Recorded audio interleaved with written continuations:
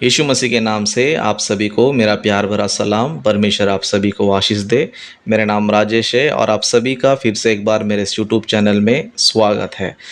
आज का वीडियो जो है बहुत ही खास होने वाला है, तो प्लीज़ आप सभी लोग जो है इस वीडियो को अंत तक देखें, ताकि मैं आपको जो है कई सारी इंफॉर्मेशन आपको बता सकूं। जैसे कि मैं आज आपको डैनियल राज के डिबेट शो के बारे में बताने वाला हूँ कि डैनियल राज ने जो डिबेट शो स्टार्ट किया है उसमें कितने सारे प्रॉब्लम्स हो रहे हैं और कितने सारे डिबेट का फॉर्मेट गलत तरीके से बनाया गया है, उसमें क्या क्या दिक्कतें आ रही है इसके बारे में बताने वाला हूँ।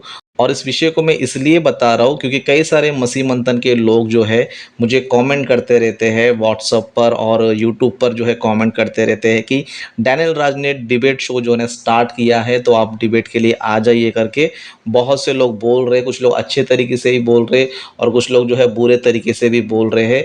तो जो बुरे तरीके से बोलने वाले अंध भक्तों को मैं कहना चाहता हूँ कि सबसे पहले जो है कहीं पर डिबेट जाकर करके आ जाओ, और डिबेट का फॉर्मेट क्या होता है, डिबेट किस तरह होता है, वो एक बार चेक करके आ जाओ।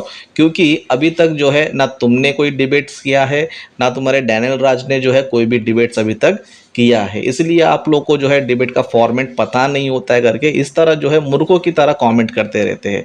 तो मैं इन सभी से कहना चाहता हूँ पहले जाके डिबेट का फॉर्मेट चेक करो, उसके बाद आ जाइए। और आप लोग ने जो डिबेट शो चालू किया है उसमें कितने सारे प्रॉब्लम्स है, कितने सारी दिक्कतें हो रही है, इस वीडियो में मैं आपको ज़रूर बताऊंगा। और साथ ही साथ जो अच्छे मन के लोग हैं, जो अच्छी तरह इनवाइट करते हैं, आइए डिबेट करके बुलाते हैं, उन सभी से भी कहना चाहता हूँ कि मेरे मसीह भाइयों की मैं डिबेट में आने के लिए तैयार हूँ। लेकिन मसीह मंथन का जो डिबेट शो है उसमें कई सारे प्रॉब्लम्स है, इसीलिए जो है जब तक वो डिबेट्स का फॉर्मेट चेंज नहीं होगा तब तक जो है मैं डिबेट में नहीं आऊँगा। तो मैं कहना चाहता हूँ कि ऐसे डिबेट फॉर्मेट में मैं डिबेट करना नहीं चाहूँगा, क्योंकि इसमें जो है मसीह मंथन वालों को भी उल्लू बनाया जा रहा है और जो बेचारे डिबेट्स करने आ रहे हैं उनके साथ भी बहुत गलत होते जा रहा है।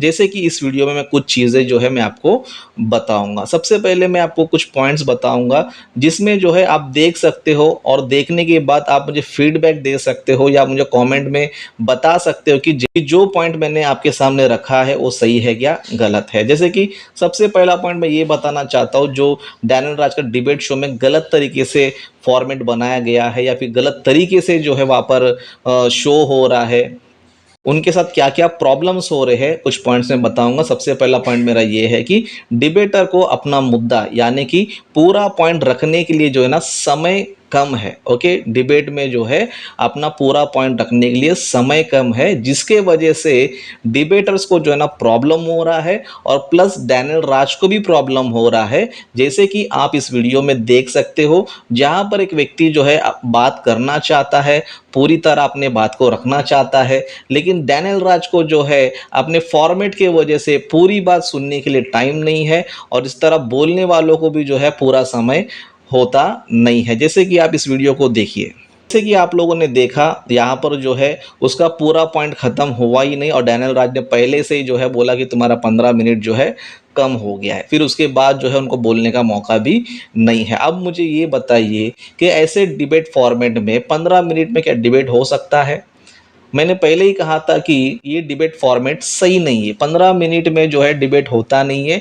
आप जो है मसीह जगत के कितने भी डिबेट्स देख लो, 15-20 मिनट में आपको कोई डिबेट नज़र नहीं आएगा। ऑलमोस्ट आपको जो है डिबेट जो है 3 घंटा, 4 घंटा, 5 घंटा, 6 घंटा आपको नज़र आएगा। लेकिन ये 15 मिनट में डिबेट करना चाहते हैं, और मसीह मंथन वालों को, खास करके मसीह मंथन वालों को, क्योंकि ये लोग अंधभक्त है। क्योंकि ना डैनियल राज ने कभी किसी का डिबेट किया है, ना ये अंधभक्त लोगों ने किसी से डिबेट किया है, तो इसीलिए इनको पता नहीं है कितना प्रॉब्लम हो रहा है। तो इस पॉइंट्स के द्वारा मैं आपको ये बताना चाहता हूं कि यहां पर जो है 15 मिनट में डिबेटर को जो है पूरा मुद्दा रखने का समय नहीं है, और डैनियल राज को सुनने का भी समय नहीं है। तो ये जो फॉर्मेट है ये जो है पूरी तरह गलत है। अभी दूसरा पॉइंट मैं आपको ये बताना चाहता हूँ, सेकेंड पॉइंट ये है, डैनियल राज डिबेट को पूरी बात बोलने के लिए मौका नहीं देते हैं। मतलब डैनियल राज डिबेटर को पूरी बात बोलने का मौका नहीं देते हैं। मतलब जो डिबेटर बोल रहा है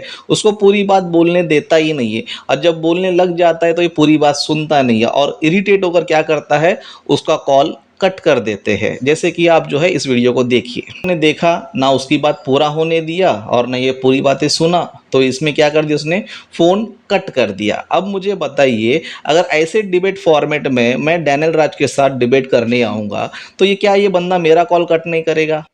ओके, कॉल 100% कट करेगा, क्योंकि ये पूरी बात सुनता नहीं है। आप जो है इसके जितने भी सारे शो है, या अभी का ले लो या पहले का आस्क मी, मतलब डैनियल राज से क्वेश्चन करना, उसमें भी देख लो, पूरी बात सुनते नहीं है, पूरी बात होने देते नहीं है, और दिमाग खराब हो गया तो कॉल कट कर देते हैं। तो आप बताइए, मुझे जो है ऐसे डिबेट में आने की ज़रूरत है क्या? ओके, तो कोई मूर्ख ही होगा जो ऐसे डिबेट फॉर्मेट में क्या करेगा, इनके साथ जो है डिबेट करेगा। तो मैं ये कहना चाहता हूँ कि भाई, अगर मैं डिबेट करना चाहिए तो अच्छा फॉर्मेट बनाइए, जिसमें जो है दोनों को जो है समय अच्छी तरह मिले।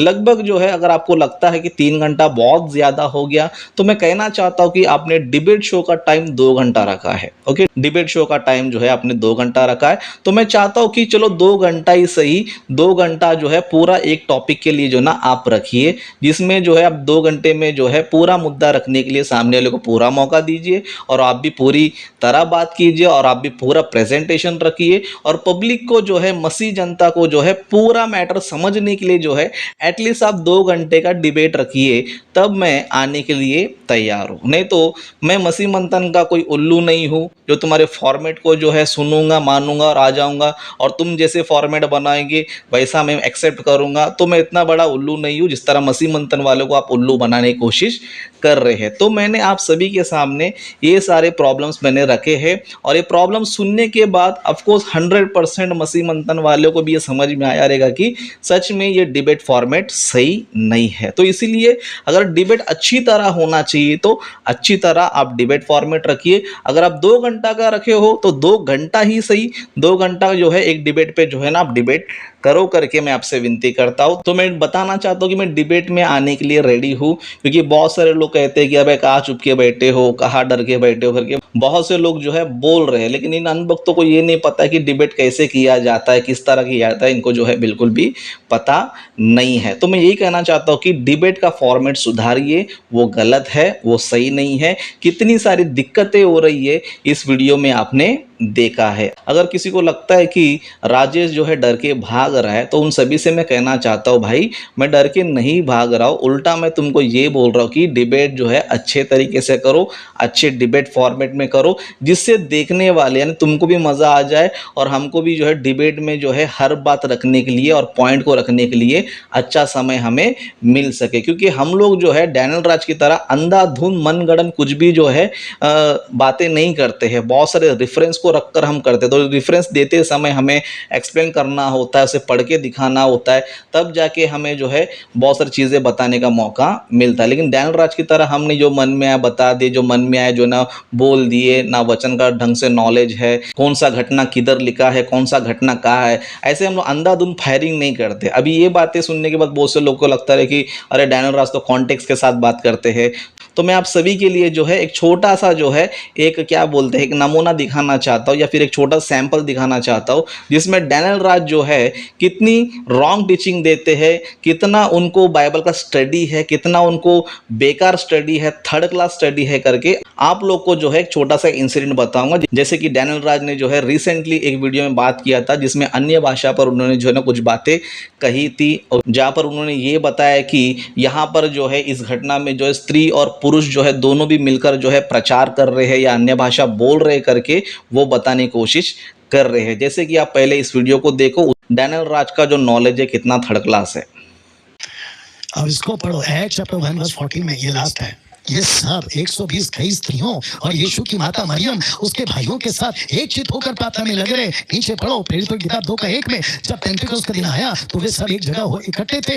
एकाएक आकाश से बड़ी आंधी किसी सनसनाहट का शब्द हुआ, उससे सारा घर जहाँ वो बैठे थे गूंज गया, और उन्हें आग की सी जीभें फटती हुई दिखाई दी, और उनमें से हर एक पर आग ठहरी। वे सब पवित्र आत्मा से भर गए, और जिस प्रकार आत्मा ने उन्हें बोलने की सामर्थ्य दी, वे अन्य अन्य भाषा बोलने लगे। तो इसका मतलब है कि जमा कितने थे? 120। क्या उसमें औरत थी? यस। क्या औरतों पे भी वही पवित्र आत्मा उतरा जो पुरुषों पे उतरा? तो जवाब है यस।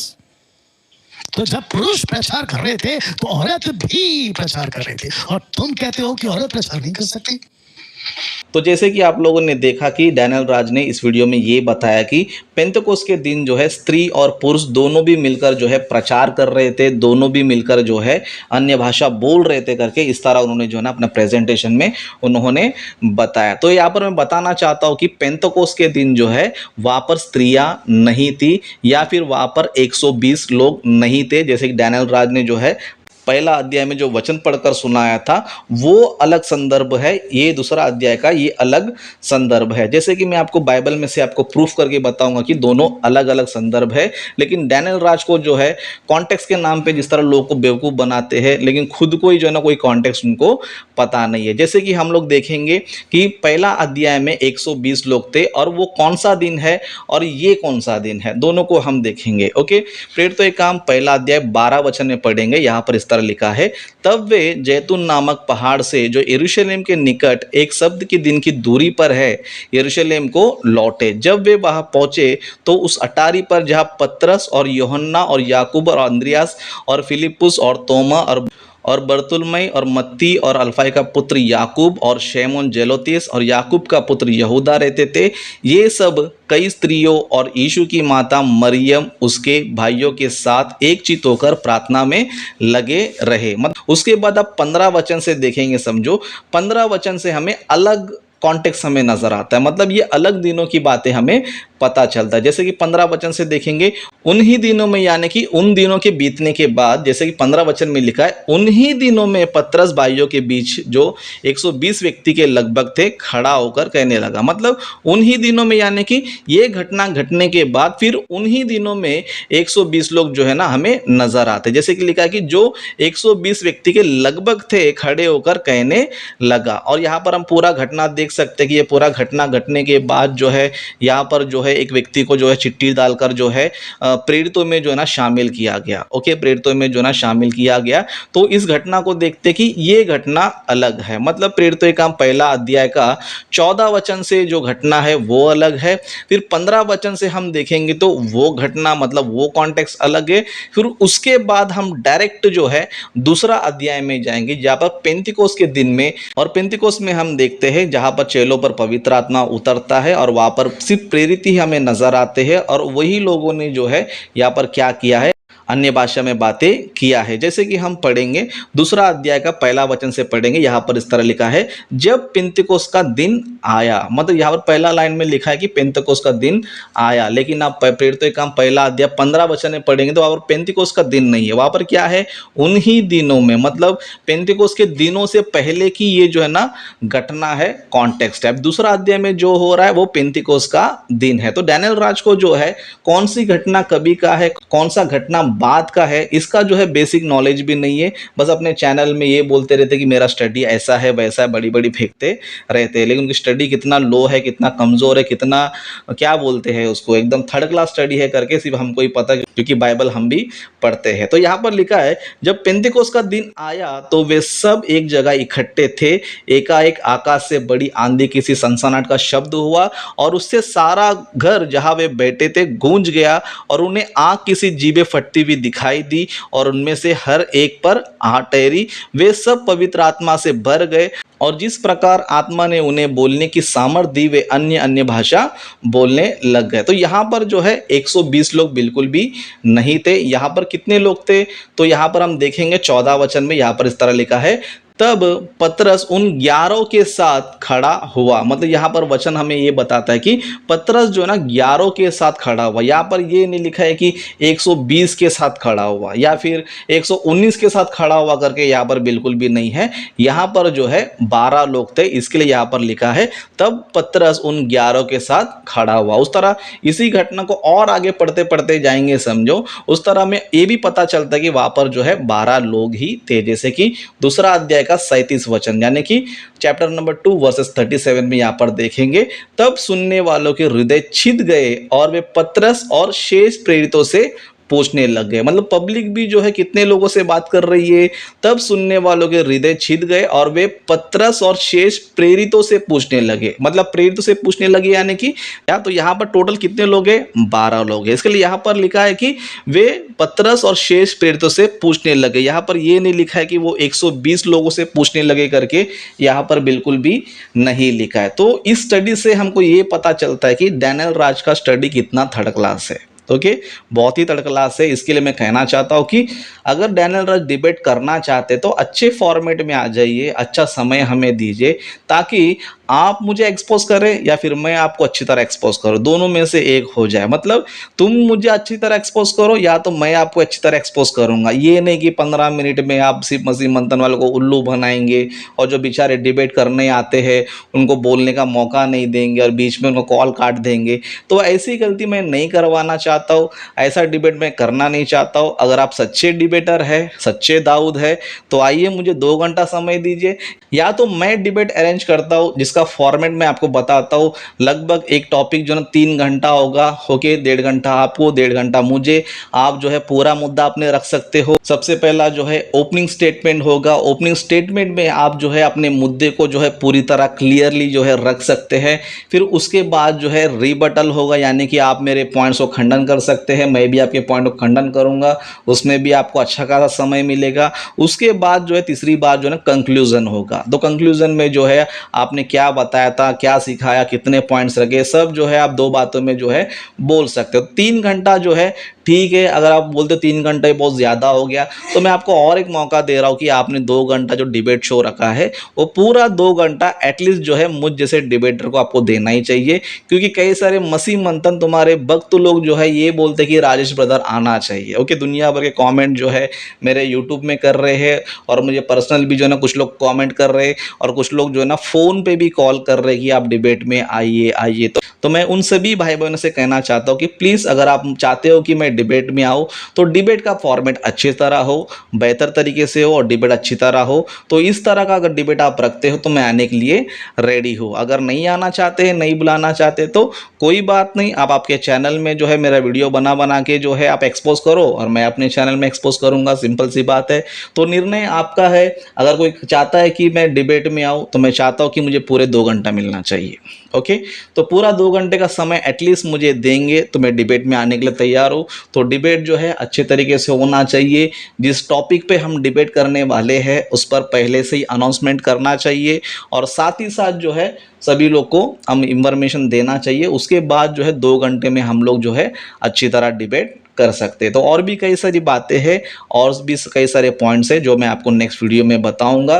तो अंत में यही कहना चाहता हूँ कि जितने भी लोग कमेंट्स करते हैं प्लीज़ आप सबसे पहले डैनियल राज को तैयार कीजिए, उन्हें बोलिए कि आपका डिबेट फॉर्मेट सही नहीं है। ऑलरेडी राजेश ब्रदर ने हमको बता दिया है, एक्सप्लेन किया है, उन्होंने अच्छी तरह समझा दिया है। इसलिए राजेश ब्रदर का रिक्वेस्ट है कि आप जो है लगभग 2 घंटा तो एटलीस्ट दीजिए एक टॉपिक पे बात करने के लिए। तो राजेश ब्रदर आने के लिए तैयार है। अगर आप नहीं मानते हैं, नहीं आते तो कोई भी प्रॉब्लम नहीं है। तो आप अपने चैनल पे एक्सपोज करो, मैं अपने चैनल पे एक्सपोज करूंगा। तो सिंपल मैं यही कहना चाहता हूँ। सभी को जय मसीह की।